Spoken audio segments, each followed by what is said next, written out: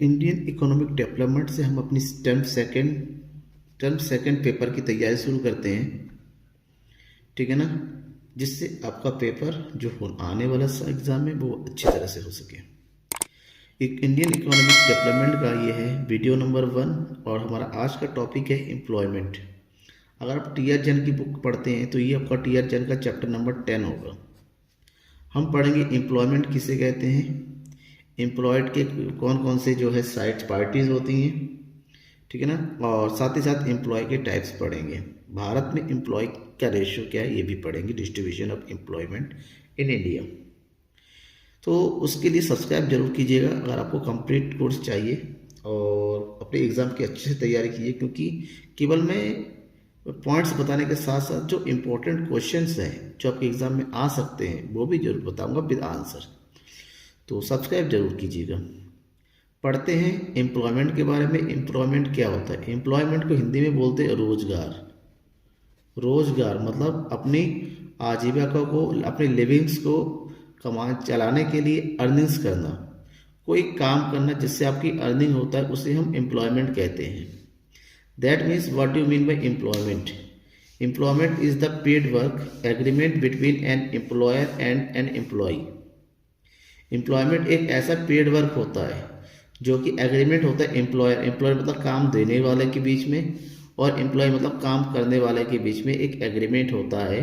Date the employee will provide certain services, जहाँ पर employ अपने सर्विस प्रोवाइड करता है और उसके बदले में in the return the employee is paid a salary और ऑनली वेजेस। बदले में जो एम्प्लॉयर होता है एम्प्लॉय को उस काम के बदले में, उसकी सर्विस के बदले में उसको सैलरी देते हैं या फिर बेसिस प्रोवाइड करते हैं।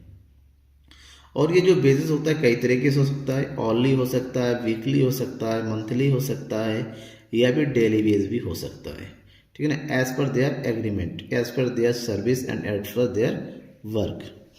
तो एम्प्लॉयमेंट क्या होता है? एक्चुअली में एम्प्लॉयमेंट एक ऐसा काम होता है जो दो लोगों के बीच में एज ए एग्रीमेंट होता है, जहाँ पर एक होता है काम देने वाला, दूसरा होता है काम करने वाला।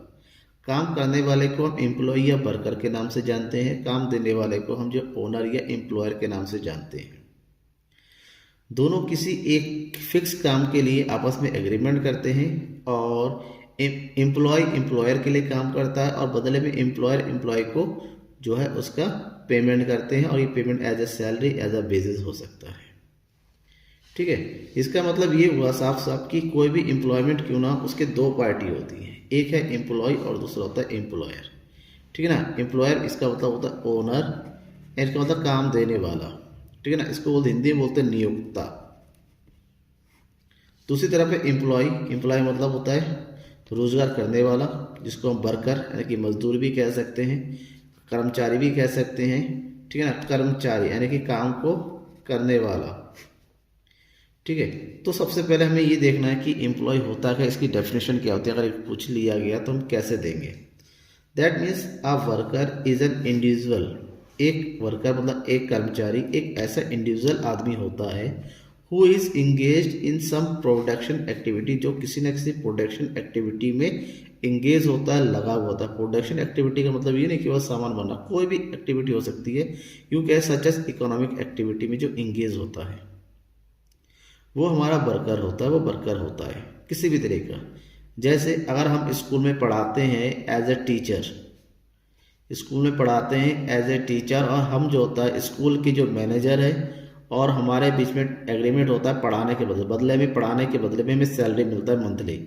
तो हम यहाँ पर क्या कर रहे हैं, एजुकेशन के प्रोडक्शन एक्टिविटी में इंगेज होता है, उसके बदले में हमें पेमेंट मिल रहा है, तो हम एम्प्लॉय हुए स्कूल के।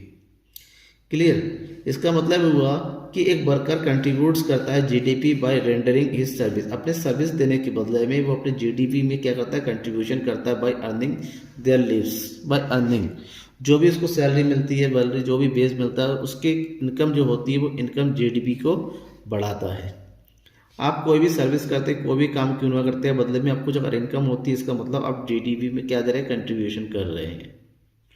तो ये तो हो गया वर्कर। वर्कर मतलब काम को करने वाला, जो कहीं ना कहीं किसी न किसी काम में इंगेज होता है और किसी के लिए काम करता है, बदले में सैलरी या वेज लेता है, वो वर्कर होता है। तो रही वर्कर की बात, तो वर्कर भी कई टाइप के होते हैं।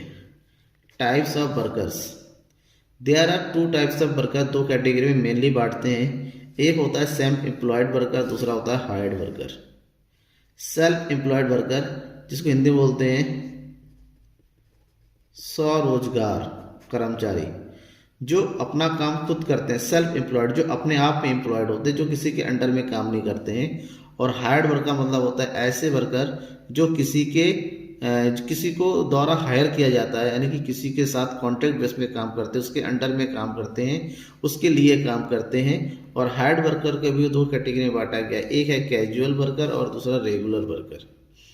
कैजुअल वर्कर का मतलब होता है जो जितने देर के लिए वो इंगेज होते हैं, जितने देर के लिए एग्रीमेंट होते हैं, उसके बाद उनका और एम्प्लॉय का और एम्प्लॉयर का जो रिलेशन होता है ख़त्म हो जाता है। ये लगातार नहीं काम करती, ये परमानेंट नहीं होते हैं। जबकि रेगुलर वर्कर क्या होते हैं, परमानेंट होते हैं। इनका और एम्प्लॉयर के साथ एक एग्रीमेंट होता है, उसी हिसाब से ये लोग जो है अपना पेमेंट वगैरह चार्ज करते हैं, उसी तरह से ये सर्विस प्रोवाइड कराते हैं।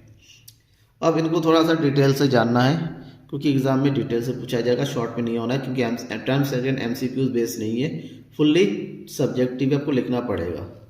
तो कॉन्सेप्ट भी आपका फुल क्लियर होना चाहिए। सबसे पहले हम पढ़ेंगे सेल्फ एम्प्लॉयड वर्कर को। सेल्फ एम्प्लॉयड जैसे नाम से पता, सेल्फ मतलब खुद, एम्प्लॉयर का मतलब काम, जो अपना काम खुद करता हो उसे सेल्फ एम्प्लॉयड वर्कर कहते हैं। That means who are engage in their own business और own profession is called self employed worker. ऐसे लोग जो अपने खुद के बिजनेस में या खुद के प्रोफेशन में लगे हुए होते हैं उसे सेल्फ एम्प्लॉयड कहते हैं। फॉर एग्जाम्पल डॉक्टर अपना खुद का काम करता है, खुद की क्लिनिक में काम करता है। फॉर एग्जाम्पल लॉयर अपना खुद का प्रैक्टिस करता है, अपने खुद का ऑफिस खोल के रखता है, ठीक है ना। फॉर एग्जाम्पल फार्मर अपने खुद के खेत में काम करता है, खुद की लिविंग करता है, खुद प्रोडक्शन करता है। शॉपकीपर अपनी खुद की दुकान होती है, दुकान को रन करता है और प्रॉफिट अर्न करता है। That is called self employed worker. ये किसी के अंडर में काम नहीं करते हैं, अपना काम खुद करते हैं और खुद ही अपनी प्रॉफिट या फिर अर्निंग कमाते हैं, किसी और से बंधे हुए नहीं है, किसी के साथ किसी के लिए काम नहीं करते हैं, ठीक है। ये हो गया सेल्फ एम्प्लॉयड वर्कर। जितने भी दुकानदार, छोटे छोटे, चाहे दुकानदार हो, चाहे रेडी वाले हो, ठीक है ना, चाहे ऑटो चलाने वाले हो, अगर वो खुद का है और खुद के लिए करते हैं, दे सेल्फ एम्प्लॉयड कहते हैं उनको। नेक्स्ट है हायर्ड वर्कर्स। हायर्ड मतलब किसी के थ्रू हायर किया जाता है। These are the people hired by others. एक ऐसे लोग होते हैं जिनको दूसरों के द्वारा हायर किया जाता है, मतलब काम के लिए, ठीक है ना। And they are paid wages salaries as a reward for their service. और वो फिक्स सर्विस के लिए हायर किए जाते हैं, बदले में उनको सैलरी या बेस प्रोवाइड कराया जाता है, ठीक है ना। हायर्ड होते हैं, यानी कि इनका खुद का काम नहीं होता है, काम किसी और का होता है और करना इनको होता है, लेकिन काम करने के बदले में, अपनी सर्विस प्रोवाइड के बदले में उनको कुछ ना कुछ पेमेंट मिलता है, और उस पेमेंट को हम बोलते हैं सैलरी या बेसिस। और ये सैलरी या बेसिस किसी भी तरह का हो सकता है, ये डेली बेस में हो सकता है, ये वीकली हो सकता है, ये मंथली भी हो सकता है एज ए कमीशन हो, ठीक है ना। लेकिन फिक्स होता है कि कितना मिलेगा, काम के बदले में क्या मिलेगा। हायर्ड वर्कर दो तरह के होते हैं, एक होता है कैजुअल हायर्ड वर्कर, दूसरा होता है रेगुलर हायर्ड वर्कर। कैजुअल और रेगुलर क्या होता है, इसके बीच में क्या फ़र्क होता है, उसको भी जानना जरूरी है। कैजुअल नाम से पता है, casual these are like daily workers. ये डेली वर्कर के रूप में काम करते हैं, डेली वेजर्स होते हैं। Not and permanent rules of the employer. ये एम्प्लॉयर के लिए परमानेंट रोल नहीं करते, परमानेंट काम नहीं करते हैं। कुछ देर के लिए आते हैं, चाहे एक दिन के लिए या एक हफ्ते के लिए, काम खत्म होता है तो ये चले जाते हैं, अपना पेमेंट ले लेते हैं। And not executed to social security में, इनको किसी भी तरह का सोशल सिक्योरिटी बेनिफिट नहीं मिलता है, क्योंकि परमानेंट नहीं होता है।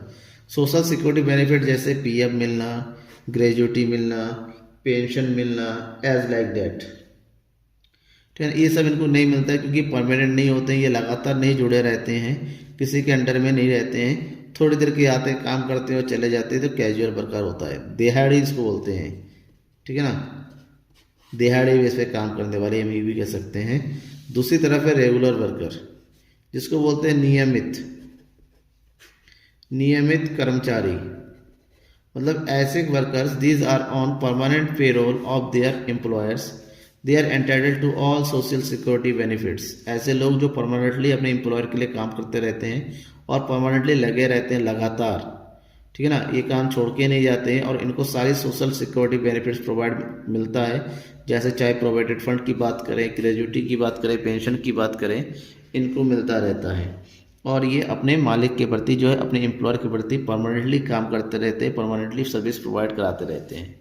तो ये तो हो गया आपकी employ of and types of employ. अब हमें ये बात करना है कि इंडिया में जो एम्प्लॉयमेंट है, इंडिया में जो वर्कर्स है, उनका डिस्ट्रीब्यूशन किस तरीके से है। अगर हम अर्बन एंड रूरल की बात करें तो इनका डिस्ट्रीब्यूशन कैसा है, किस तरह के वर्कर्स है, किस तरह के वर्कर काम करते हैं। और अगर हम जेंडर के बीच में देखें, gender means male and female के बीच में किस तरह से डिस्ट्रीब्यूशन है, इसको देखेंगे। तो इसके लिए हमें क्या करना है, एक चार्ट को देखते रहे, चार्ट बनाया है, ठीक है, उसी हिसाब से देखेंगे। तो हम बात करेंगे self employed and hired workers India में सेल्फ एम्प्लॉयड और हायर्ड वर्कर की क्या पोजीशन है, ठीक है ना, अकॉर्डिंग टू रीजन। रीजन का मतलब होता है अर्बन और रूरल एरियाज के हिसाब से, कि अर्बन रूरल एरियाज में हायर्ड वर्कर कितने हैं और सेल्फ एम्प्लॉयड वर्कर कितने, किस हिसाब से काम करते हैं, ठीक है ना। और ये जो डेटा मैंने बता रहा हूँ, ये एज पर 2017-18 डेटा के अकॉर्डिंग है, ठीक है ना, कि किस तरह से इंडिया में इसका डिस्ट्रीब्यूशन हुआ है, परसेंटेज डिस्ट्रीब्यूशन ऑफ वर्कर्स का। तो ये हो गया आपका अर्बन एरियाज का ग्राफ और ये हो गया रूरल एरियाज का ग्राफ। पिंक कलर में जो है वो हायर्ड वर्कर की बात करेगा और ये जो गोल्डन कलर में है ये सेल्फ एम्प्लॉयड है। तो ध्यान में रखा 17-18 के अकॉर्डिंग अर्बन एरियाज में जो हायर्ड पीपल काम करते थे वो 61.7%, जबकि सेल्फ एम्प्लॉयड लोग 38.3%। इसका मतलब होता है कि अर्बन एरियाज में जो है हायर्ड लोग ज़्यादा रहते हैं, ज़्यादा है, और सेल्फ एम्प्लॉयड लोग कम है। यानी कि यहाँ पर लोग दूसरों के अंडर में रह के ज़्यादा काम करते हैं। और इससे थोड़ा बेहतर स्थिति है रूरल एरियाज में, क्योंकि रूरल एरियाज के लोग ज़्यादातर जो क्या करते हैं, फार्मिंग में लगे रहते हैं। यहाँ की पूरी की फैमिली जो है फार्मिंग में अपने खुद के काम में जुड़े रहते हैं, दूसरों के यहाँ पर कम काम करते हैं। तो यहाँ पर 57.8% जो है सेल्फ एम्प्लॉयड है और 42.2% हायर्ड है। यानी कि रूरल एरियाज में खुद के खेत होने के कारण, क्योंकि खेत खुद के होते हैं, लगभग लोगों के अपने खेत में खुद काम करते रहते हैं, that is called self employed. तो हायर्ड वर्कर की तुलना में यहाँ पर सेल्फ एम्प्लॉयड वर्कर ज़्यादा होते हैं। तो ये होगी तो डिस्ट्रीब्यूशन अर्बन और एरियाज में हायर्ड और सेल्फ एम्प्लॉयड का। अब हम बात करते हैं अकॉर्डिंग टू जेंडर, मेल और फीमेल में किस तरह से डिस्ट्रीब्यूशन है हायर्ड और सेल्फ एम्प्लॉयड का। दोनों के बीच में बहुत ज़्यादा डिफरेंस नहीं है, देखिएगा थोड़ा सा है। अगर हम मेल की बात करें, मेल में 52.3% लोग सेल्फ एम्प्लॉयड होते हैं और 47.7% जो है हायर्ड दूसरों के अंडर में काम करते हैं। जबकि फीमेल में जो सेल्फ एम्प्लॉयड थोड़े से कम है मेल की कंडीशन में, यहाँ पर 51.9% लोग जो है जो फीमेल है सेल्फ एम्प्लॉयड होती हैं, जबकि बाकी 48.1% हायर्ड होते हैं, ठीक है ना। तो यहाँ पर दोनों के बीच में थोड़ा सा बिल्कुल मामूली अंतर है कि मेल लोग सेल्फ एम्प्लॉयड ज़्यादा होते हैं फीमेल की कंडीशन में, लेकिन वो आज लगभग यूँ कहें 52 और 51 जो है बहुत ज़्यादा अंतर नहीं है, ओनली 1% का डिफरेंस है। तो दोनों के लगभग जो है कंडीशन काम करने का सेम ही है, ठीक है। तो ये परसेंटेज डिस्ट्रीब्यूशन है इंडिया में, किस तरह से हायर्ड लोग सेल्फ एम्प्लॉयड काम करते। सेल्फ एम्प्लॉयड का मतलब होता है खुद का काम करना, हायर्ड का मतलब होता है किसी के और के अंडर में काम करना, ठीक है ना। तो आशा करता हूँ ये आज का ये टॉपिक आपके लिए क्लियर हो गया होगा, आपको समझ में आ गया होगा। अगर समझ में आ गया तो ज़्यादा से ज़्यादा शेयर कीजिए अपने दोस्तों के बीच में जो CBSE टर्म सेकंड की पेपर की तैयारी कर रहे हैं, क्योंकि लगातार वीडियो में आपके लिए लेकर आऊँगा। और सबसे इम्पोर्टेंट चीज़, हर एक चैप्टर की जो सबसे इम्पोर्टेंट क्वेश्चन जो पिछले बोर्ड सालों में बोर्ड एग्जाम्स में आ चुके हैं, वो भी मैं आपके विद आंसर प्रोवाइड कराऊंगा इस चैनल पर। Thank you.